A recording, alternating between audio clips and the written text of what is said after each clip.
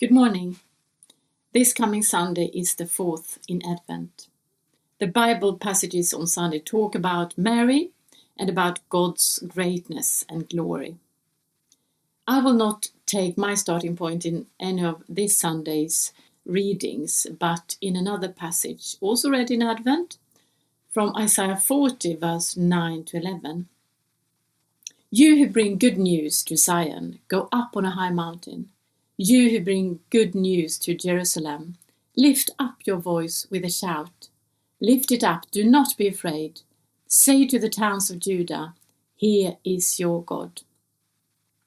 See, the sovereign Lord comes with power, and he rules with a mighty arm. See, his reward is with him, and his recompense accompanies him. He tends his flock like a shepherd. He gathers the lambs in his arms and carries them close to his heart.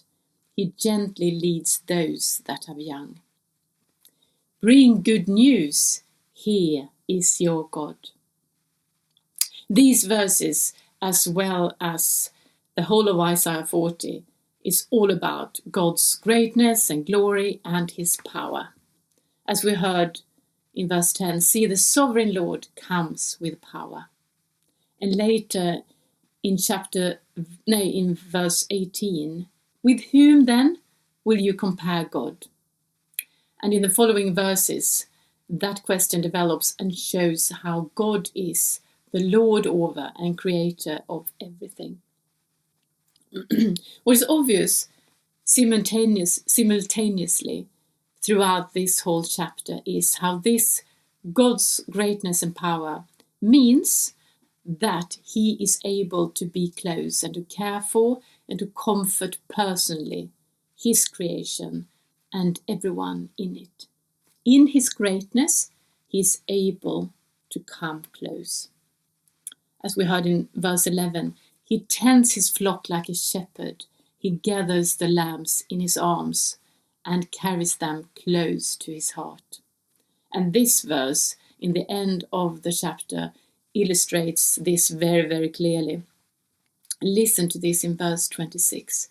Lift up your eyes and look to the heavens. Who created all this? He who brings out the starry host one by one and calls forth each of them by name. Because of his great power and mighty strength, not one of them is missing. It goes on like this throughout the whole psalm. The main focus in Advent and Christmas is the same. God is coming close. That's the good news. And the message to us is about what he is doing, first and foremost. And who he is and what he is doing is a gift for us to receive. We are called to receive him when he comes. And he came down to this world, to this earth, and to Mary, a young girl, a girl like any one of us, and she's a role model in her willingness to receive the sovereign Lord. The only thing we can do is also to receive him as a gift. That's number one. That is our very first calling, always. Mary is also given a commission, and she's open also for this, God's calling. After asking one simple question, she says, I am the Lord's servant. When I worked in Sweden, I went regularly to a convent a bit outside the city where I lived, either with groups of students or colleagues or on personal retreats. And as a guest there, you take part of their community, of course, sharing meals with them and taking part in their prayer life. And even if they are a community of Protestant nuns, Mary is very important to them as a role model. And the phrase Mary carried Jesus into the world is very often heard when they speak, for example, in daily prayer. And also followed by this question: how are you carrying Jesus to this world? How am I carrying Jesus to this world? I think this is a very important and interesting question. How am I sharing the good news about Jesus to this world, in words and deeds?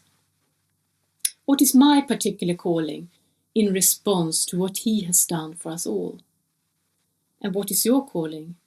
How are you carrying Jesus to this world? Mary carried Jesus to the world in a very particular way. But we are all called to carry Jesus to the world, to share the good news about him and his love for this world. Your calling is not exactly the same as everyone else's calling. It is easy to think that other people have very important gifts, duties, callings.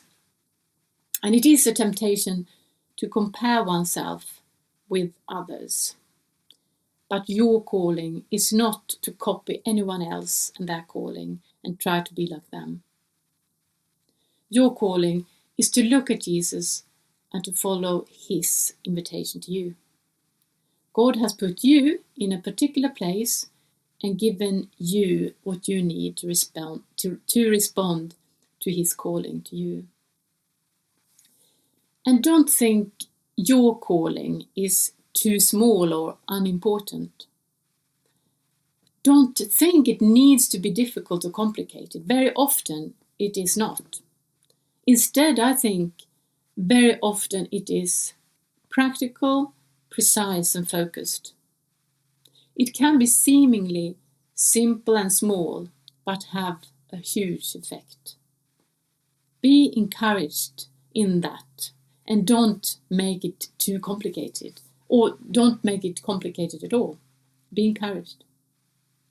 On the other hand, don't think you are too small and the calling too big, as Moses did, if you remember his response. And maybe that was what Mary first thought. She asked, "How would this be?" And the Lord answered, "The Holy Spirit will come on you." It is God who is doing it through her. He is in charge, and he invites us to work with him in his power, to walk and to work in the power of the Holy Spirit. We are never asked to do things in our own strength and power. Let God be God. He has everything in his hands. He is the Lord and he looks after this world. He is the creator. He knows and he loves his creation and everyone in it. He is able to comfort and care for everyone. As we heard in verse 26, because of his great power and mighty strength, not one of them is missing. And he wants us to cooperate with him, to be his hands and feet, to bring to the world the good news about him, about his love, and that he is able to save. Have a good day and walk with him.